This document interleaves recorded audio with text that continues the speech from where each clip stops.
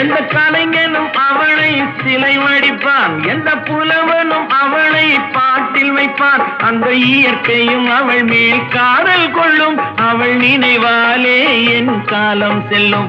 நான் பார்த்ததிலே அவள் ஒருத்தியை தான் நல்ல அழகி என்பேன், நல்ல அழகி என்பேன்.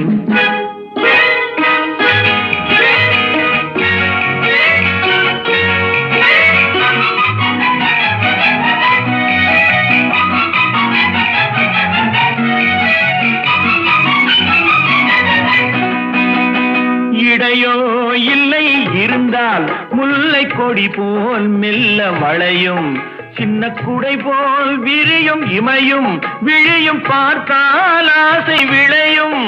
அந்த பூமகள் திருமுகம் மேலே குளிர் புன்னகை வருவதனாலே நிலவோ மலரோ